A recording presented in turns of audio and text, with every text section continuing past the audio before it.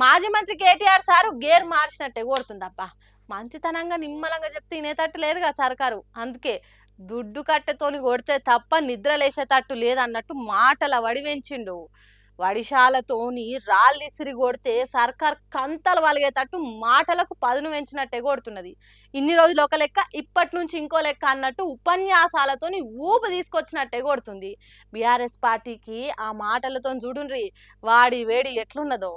1000 ఎలుకలు తిన్న పిల్లి కాశీకి పోయినట్టు, 100 గొడ్లను తిన్న రాబందు గోపూజ చేసినట్టు వరంగల్ రైతు డిక్లరేషన్ అని చెప్పి ఒక పత్రాన్ని విడుదల చేసినారు.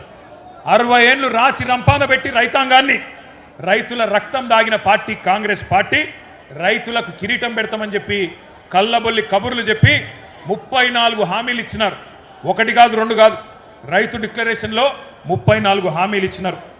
డిక్లరేషన్లు పట్టుకున్నారు, గ్యారంటీ కార్డులు పట్టుకున్నారు, బాండ్ పేపర్లు రాసినరు, గడప గడపకు పోయినారు. మరి తీయటి పుల్లటి మాటలు చెప్పి అప్పుడు అన్నదాతలతోని ఓట్లు గుద్దించుకొని ఇప్పుడు సున్నం పెడుతున్నారు. రైతు డిక్లరేషన్ దేవుడెరుగు గాని ఇక్కడ ఒడ్లు మక్కలు కొనే దిక్కు లేకుండా అయింది అన్నట్టు బాగానే వేసుకున్నాడు.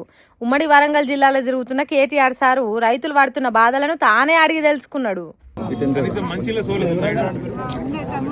కనీసం మొన్న లొల్లి ధర్నా చేస్తాం మరి ఇవ్వాలన్నా కనీసం చెప్తుర్రా ఎప్పుడు కొంటాము, ఏంది, ఎన్ని రూపాయలు ఇస్తాము, బయట బయట 1800 ప్రభుత్వం కొంటే 2460 ఇవ్వాలి. మీరు ఇక్కడ పెట్టి వాళ్ళేమో కొట్టలేదు, మరి ఏం చేద్దాం? వరంగల్ డిక్లరేషన్ పేరుతోని హామీలు గ్యారంటీలు ఇచ్చిన కాంగ్రెస్ సర్కారు కహానీలు ఎట్లున్నాయో చూడుండ్రి. రైతన్నలకు ఏ తిరిగి మేలు జరుగుతున్నదో చూడుండ్రు అన్నట్టు వరంగల్లో తిరిగి చెప్తున్నాడు కేటీఆర్. తర్వాత హన్మకొండలో పెట్టిన రైతు సంగ్రామ సభల కాంగ్రెస్ సర్కార్ కంతలు కాల్చేటట్టు మాటల మంటలు పెట్టిండు. రైతన్నలకు కూడా ఒకటే విజ్ఞప్తి చేస్తా ఉన్నా, కాళ్ళు పట్టుకోకండి, దండం పెట్టకండి. కాళ్ళు వట్టుడు బంద్ చేసి కాలర్ వట్టుడు నేర్వండి. కాంగ్రెస్ వల్ల కాలర్ పట్టుకోండి, దండం పెట్టుడు కాదు, కాంగ్రెస్ కు పిండం పెట్టండి. అట్లయితేనే మళ్ళీ రైతులకు మంచి రోజులు వస్తాయి. తాలు తీస్తుండట తాలు రేవంత్ రెడ్డి, తాలు నువ్వు తీస్తే నీ తోలు రైతులు తీస్తారు, యాది పెట్టుకో నా కొడక అని చెప్తా ఉన్నా. మక్కలు కొనలేడు, మక్కలు కొనకపోతే 1000 ముక్కలైతుంది నీ కాంగ్రెస్ ప్రభుత్వం, యాది పెట్టుకో అని చెప్తున్నా. మనం దేశానికి అన్నం పెట్టే రైతులం. ఎవని కాలు పట్టుకొని బాంఛన్ కాలు మొక్తం అనొద్దు, అవసరమైతే కాలర్ పట్టుకొని గుంజి కొట్టాలన్నట్టు చెప్పిండు. దండం పెట్టొద్దు, కాంగ్రెస్ సర్కార్కు పిండం పెట్టాలి. మక్కలు కొనకుంటే ముక్కలైతుంది, తాలు తీస్తే తోలు తీస్తామని ఓ పద్ధతి ప్రకారం రైమింగు, టైమింగు, పంచింగు, టీజింగ్ అన్ని కలగలిపి దంచి కొట్టిండు. అట్లనే రైతు బంధు ముచ్చటేందో ముంగటేసిండు. కేసీఆర్ అంటున్నాడు కాంగ్రెస్ వస్తే రైతు బంధు బంద్ అవుతుందని. ఎందుకు బంద్ అవుతుందే? మేమేమన్నా దివానగాలమా? మాకేమన్నా దమాక్ లేదా? అడుగుదాం ఒకసారి. మరి అప్పుడు ఏమన్నాడు? రైతు బంధు నాపిన దివానాగాడు ఎవడు? రైతు బంధు నాపిన దివానాగాడు ఎవడు? మరి ఇప్పుడు అన్నాడు కదా ఆయననే, దివానాగాళ్ళమా మేము బంద్ చేస్తామా అన్నాడు. నేను అడుగుతున్నా ఇయ్యాల, అరే హౌలా, అరే దివానా, ఎందుకు బంధు పెట్టినవరా రైతు బంధు? నీ అయ్య సొమ్మ, నీ అబ్బా సొత్తా? మీరు సమాధానం చెప్పాలి. ఇవాళ 3 సార్లు రైతు బంధు ఎగ్గొట్టిన దివానాగాడు ఎవడు? ఎవడు? నేను పడతలేదు తమ్మి.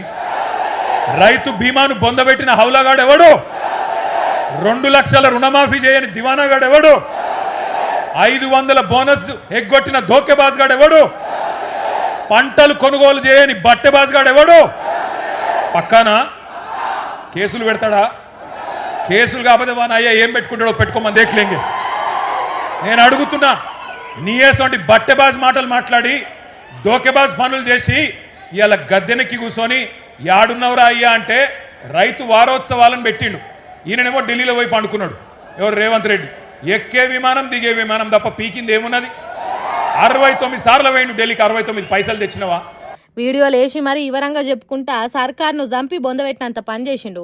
అప్పుడు చెప్పిన మాటలకు ఇప్పుడు చేస్తున్న శేషరాలకు పొంతన లేదు, పోలిక లేదు, పాడు లేదు అన్నట్టు పబ్లిక్ తోంది ఇట్టిపించిండు. ఇక కాళేశ్వరం మీద ఎవడన్నా కథలల్లి చెప్తే ఏం చేయాలనో చెప్పిండు. ఇప్పటి నుంచి ఎవడన్నా కాంగ్రెస్ వాడు 1,00,000 కోట్ల అవినీతి అని మాట్లాడితే ఎడమకాలి చెప్పు తీసుకొని కొట్టాలి. అవినీతి ఎక్కడిదిరా నా కొడక అని హైకోర్టు తీర్పిచ్చినాక ఇంకా ఏంది నీ డ్రామా అని నిలదీయాల్సిన బాధ్యత మన మీద ఉన్నది. అట్లనే రైతులకు గుండె ధైర్యం చెప్పిండు. దయచేసి ఆత్మహత్యలు వద్దు, గుండె ధైర్యం కోల్పోవద్దు, ధైర్యంగా ఉండండి. ఇంకొక సంవత్సరంన్నర తర్వాత మళ్ళా మంచి రోజులు వస్తాయి. ఈ రాబందు రాజ్యం పోతుంది, రైతు బంధు కేసీఆర్ రాజ్యం వస్తుంది. అప్పుడు ఇన్ని గోసలుండయి. రైతులను రాజుల తీరుగా చూసుకుందాం, జరంత ఓపిక పట్టుండ్రు అన్నట్టు మొత్తం తెలంగాణ రైతులకు ధైర్యాన్ని చెప్పిండు. సరే కానీ కేటీఆర్ సార్ మాట్లాడే పద్ధతి జరంత మార్చినట్టుగా అనిపిస్తున్నది కదా. ఆ మాటలల్లో వాడి వేడిని పెంచినట్టే తెలుస్తున్నది కదా. ఇప్పటి నుంచి మెత్తగా మాట్లాడు ఉండదని చెప్పకనే చెప్తున్నాడులే. ఇక నుంచి మాటలతోని కాంగ్రెస్ సర్కారును ఉతికి ఆరేసినట్టే కొడుతున్నది కదా. మరి చూడాలి, ఇప్పటి నుంచి వెనకకు తగ్గేలేదే అన్నట్టు మాట రువ్వడి పెంచేటట్టే కొడుతున్నది.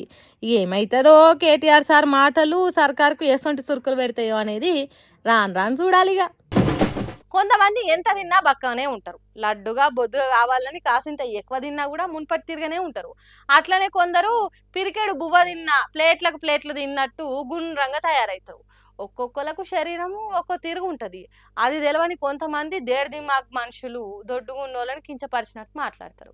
ఈ ఒగీడెవడో సైకోగాడు ఉన్నట్టున్నది. ఏం చేసిండో చూడు.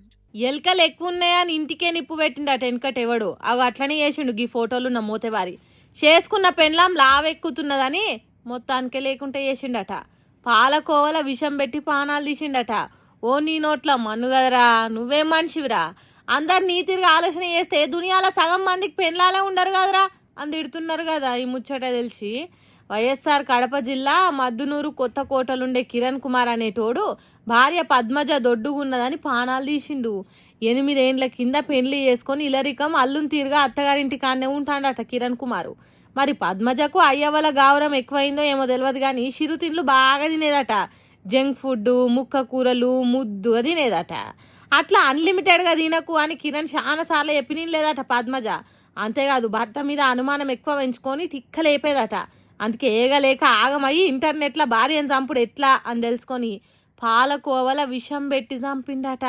గుండెపోటుతోని గుటుక్కుమన్నదాన్ని నమ్మించే ప్రయత్నం చేసిండట. కానీ ఇక పోస్ట్ మార్టంలో పొల్లు పోకుండా బయటపడ్డది కదా. పాయిజన్ అయిందని తెలిసే వరకు కిరణ్ కుమార్ అసలు కోణం బయటపడ్డదట. వారి కిరణ్ భార్యను చంపితే నేరస్తుడు అవుతావు, జైలుకు పోతావు. అంతేగాని దొడ్డున్న పెండ్లం సన్న ఎట్లా అవుతుందిరా? గింత చిన్న లాజిక్ ఎట్లా మిస్ అయినవరా? అయినా ఆడోళ్ళకి హార్మోనల్ ఇంబ్యాలెన్స్ అనేది ఒకటి ఉంటుంది. దాని ప్రకారం తిన్నా తినకున్నా కొందరు ఉత్తుగానే లావవుతారు. కొంతమందికి ఎంత తిన్నా ఆకలి తీరది, ఆటోమేటిక్గా లావెక్కుతారు. అయినా దొడ్డవుడు బక్కవుడు అనేది తిప్పలే కాదు, అది నేరమేం కాదు. ఒకవేళ నీకు యూరం ఉంటే ఆమె తిండిని కంట్రోల్లో పెట్టి ఎక్సర్సైజులు చేయించాలి కానీ నీకు నచ్చినట్టు బక్క చేయాలి కానీ చంపుతావురా? ఎక్కడే ప్రేసి కానివిరా నువ్వు.